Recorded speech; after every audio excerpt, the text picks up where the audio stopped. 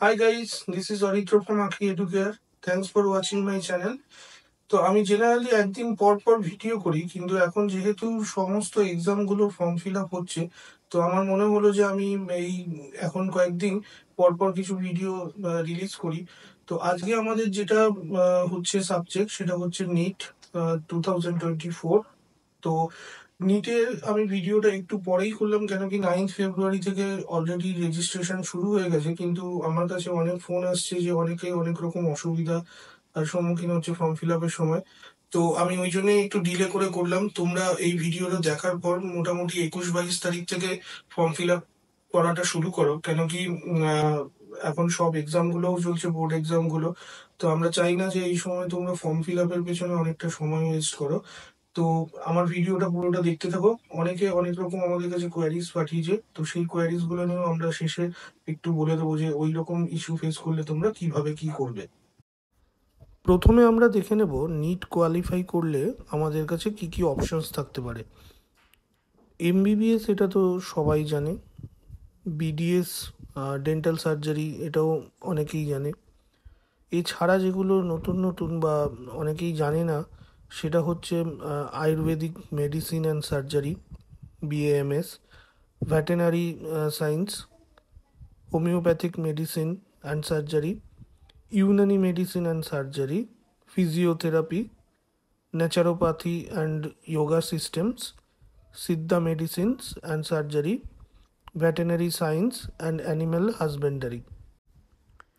এই স্লাইডে আমরা দেখব কিছু important dates related to NEET UG 2024। Online submission of application form 9th February to 9th March up to 5 p.m. Successful transaction through credit card, debit card, net banking and UPI 9th March till 11:50 p.m.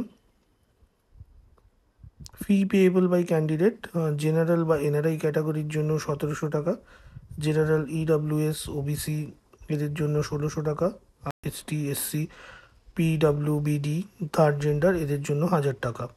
Downloading of the admit card এটা এনটিও ওয়েবসাইটে পরে জানানো হবে। Date of examination 5th May 2024 Sunday. Duration of the exam 3 ঘন্টা 20 মিনিট। Timing of the exam 2টো থেকে 5টা 20। সেন্টার অফ দ্য নিট সেটা অ্যাডমিট কার্ডেই লেখা থাকবে। আর ওয়েবসাইট তো সবাই মোটামুটি জানোই। Declaration of the result 14th June 2024। এই স্লাইডে আমরা দেখব নিট এক্সামে মার্কস ডিস্ট্রিবিউশনটা কীরকম থাকে, যদিও আশা করি সবাই জানো, বাট জাস্ট একবার মনে করিয়ে দেওয়া। ফিজিক্সের দুটো সেকশনে 140 আর 40, একটায় 35খানা কোয়েশ্চেন আর একটায় 15টা কোয়েশ্চেন্স। ওকে, কেমিস্ট্রিতেও same, section A section B 35 questions and 15 questions, 140 and 40 marks. Botany এখানে সেকশন এ সেকশন বি 35, 15, 140 আর 40 marks. Geology section A section B 35 আর 15 কোয়েশ্চেন্স, 140 আর 40 মার্কস। সো টোটাল 720-র মধ্যে এক্সাম হচ্ছে। আর কারেক্ট আনসারের জন্য +4 থাকছে, আর নেগেটিভ কোণের জন্য -1 থাকছে। এখানে একটা ইম্পর্ট্যান্ট কোয়েশ্চেন, যেহেতু সেকশন বিগুলোতে অপশনাল থাকে, মানে 15টার মধ্যে 10টা আনসার করতে হয়, সেক্ষেত্রে প্রথম 10টা আনসারই কিন্তু কাউন্ট হবে। তো 15টার মধ্যে 15টা করার দরকার নেই, কারণ কি কোনোটা ভুল হয়ে গেলে -1 সেখানে কিন্তু হয়ে যাবে। তো এবং 1 নম্বরের জন্য কিন্তু অনেকটাই র্যাঙ্ক এদিক ওদিক হয়ে যেতে পারে। ভীষণ ইম্পর্টেন্ট একটা স্লাইড, এবং এই স্লাইডে প্রচণ্ড ইম্পর্টেন্ট কিছু তথ্য আছে। যেটা হচ্ছে, আমরা যখন ফর্ম ফিল আপ করবো নিটের, তখন অনেকগুলো ডকুমেন্ট আমাদের আপলোড করতে হয়। তো সেইগুলো একটু শুনে নাও ভালো করে। প্রথমেই হচ্ছে রিসেন্ট কোনো ফটোগ্রাফ, যেটা আইদার কালার বা ব্ল্যাক অ্যান্ড হোয়াইটও হতে পারে, কিন্তু সেই ফটোটায় 80%টাই ফেস কভার করবে। মানে শোল্ডার পর্যন্ত তুমি যদি ছবিটা তোলো, সেটা যেরকম হবে সেরকম, কোনো মাস্ক বা কিছু পরা থাকবে না, টুপি বা কিছু, এবং দুটো কানই প্রপারলি ভিজিবল হতে হবে। আচ্ছা, নেক্সট যেটা আমরা দেখছি, স্ক্যান ফটোগ্রাফ সিগনেচার, দুটো হাতেরই সবকটা আঙুল ইনক্লুডিং থাম স্ক্যান করতে হবে জেপিজি ফরম্যাটে। পাসপোর্ট ফটো আর পোস্টকার্ড ফটো, এই দুটো সাইজের ফটো আমাদের আপলোড করতে হবে।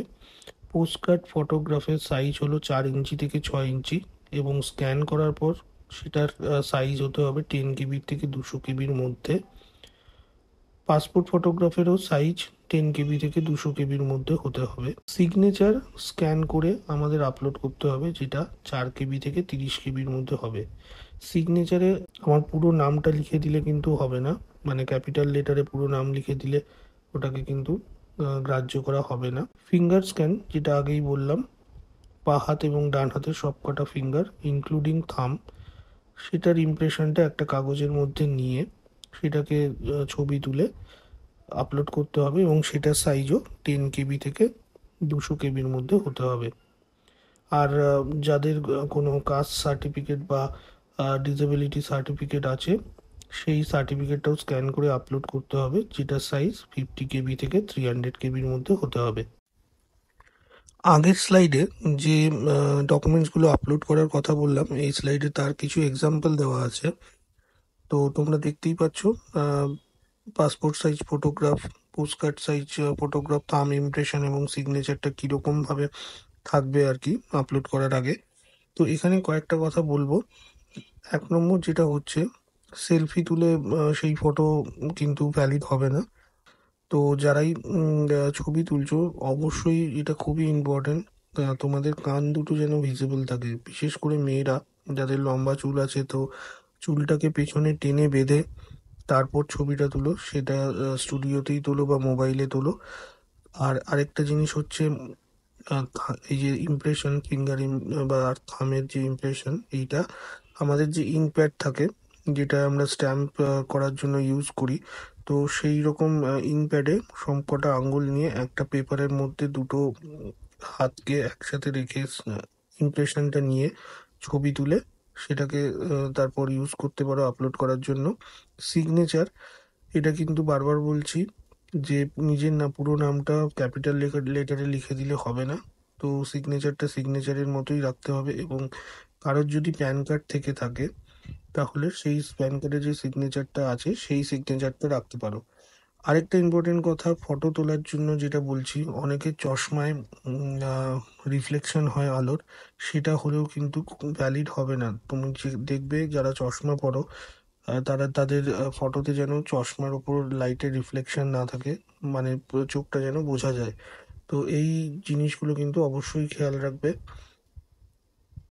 ফর্ম ফিল আপের কিছু ইম্পর্টেন্ট সেকশন, ইম্পর্টেন্ট কোয়েশ্চেন যেগুলো, সেগুলো আমরা এই স্লাইডে ডিসকাস করব। আমাকে অনেকেই ফোন করে জিজ্ঞেস করেছে এরকম এই এই এই ফিল্ডগুলোতে আমরা কি ফিল আপ করবো। তো সেই জন্য আমার মনে হলো যে তোমাদের একবার বলে দিই।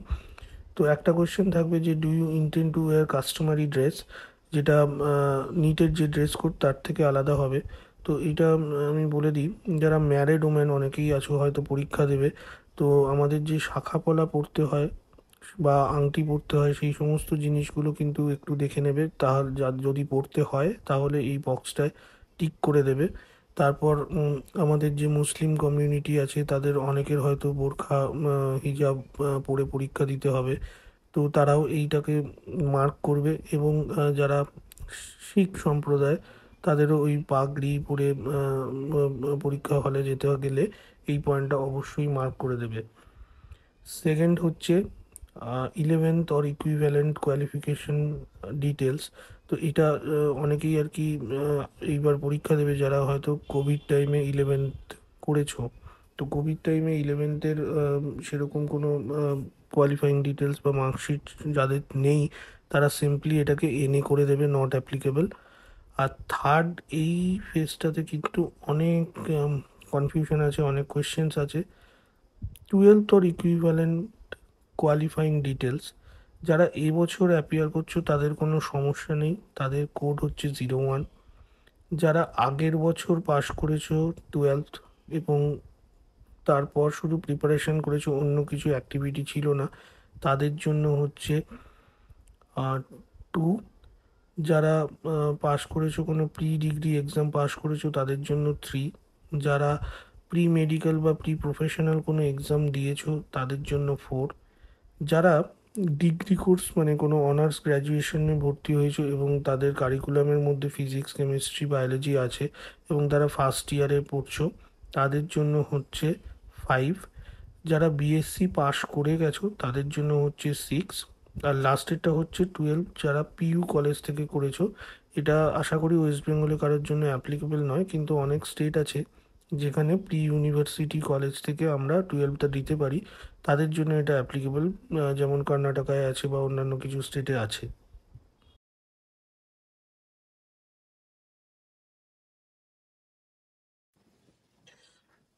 তো ফ্রেন্ডস, আশা করি তোমরা বুঝতে পারলে রেজিস্ট্রেশন নিটের কি করে করবে। তো আমি রেজিস্ট্রেশন গাইডটা ডকুমেন্টে ডকুমেন্টটা দিয়ে দিচ্ছি, তো তোমরা সেটা ডাউনলোড করে দেখে নিতে পারো একবার। আমি বলবো রেজিস্ট্রেশন করার আগে একবার ডকুমেন্টটা গো থ্রু করে নাও। 10 থেকে 15 মিনিট টাইম লাগবে, বাট ওখানে তোমরা একটা ফিল পাবে কিরকম ভাবে কি করতে হবে। আর যেই ডকুমেন্টস গুলো আপলোড করতে হবে সেই ডকুমেন্টস গুলো আগেই প্রিপেয়ার করে রাখো। এবং আমরা এবার দেখবো কয়েকটা ইস্যু ফেস করছে যারা স্টুডেন্টসরা, সেগুলো 1 নম্বর হচ্ছে আধার কার্ড যাদের নেই বা আধার কার্ডের ডিটেলস গুলো যাদের আপডেটেড নেই, তারা কিন্তু আহ, এখন রেজিস্ট্রেশন করো, কিন্তু আমি বলবো 10th-এর যে ডিটেলস গুলো আছে সেই বেসিসে তোমরা রেজিস্ট্রেশনটা করে নাও। পরে যে 2 মাস টাইম পাবে বিফোর এক্সাম, তার মধ্যে আধার কার্ডটা আপডেট করে নিও। যাদের আধার কার্ড নেই তারা ডিজি লকার আইডি ক্রিয়েট করো এবং ডিজি লকার আইডি দিয়ে লগ ইন করো। যারা আধার কার্ড দিয়ে রেজিস্ট্রেশন করার চেষ্টা করছো, অনেক ক্ষেত্রে আমি শুনছি যে ওটিপি আসছে না। তো একটু সময় ধরে করো, ওটিপি চলে আসবে, 2-3 বার ট্রাই করো তাহলে ওটিপি আসবে। আর আরেকটা যেটা আমি ইস্যু দেখছি, যেটা হচ্ছে পেমেন্ট ডিটেলসটা আপডেট হচ্ছে না। তো পেমেন্ট ডিটেলস আপডেট না হলে আমি বলবো 48 ঘন্টা ওয়েট করো, করে আরেকবার লগ ইন করে দেখো আপডেট হচ্ছে কিনা। যদি না হয় সেক্ষেত্রে তোমরা ব্যাংকের সাথে যোগাযোগ করতে পারো, ব্যাংকে গিয়ে রিফান্ড ক্লেম করে আবার একবার পেমেন্ট প্রসেসটা করতে পারো। তোমরা চেষ্টা করো একটু রাতের দিকে লগ ইন করতে, তখন সার্ভারের লোডটা একটু কম থাকে। আর ফর্ম ফিল আপ যখন করবে তখন সমস্ত ইনফরমেশন গুলো নিয়ে বসো, কেন কি 10-15 মিনিটের বেশি যদি হয়ে যায় তখন অনেক সময় সেশন আউট হয়ে যাচ্ছে। তো এই জিনিসগুলো একটু মাথায় রাখবে। তো আজ এই পর্যন্তই, আশা করি এই ভিডিওটা তোমাদের হেল্প করবে ফর্ম ফিল আপ করতে। তো সবাই যারা এই বছর নেট দিচ্ছ, সবাইকে অল দ্য বেস্ট রাখি কেয়ারের তরফ থেকে। তোমাদের সবার পরীক্ষা ভালো হোক। Thank you, good bye.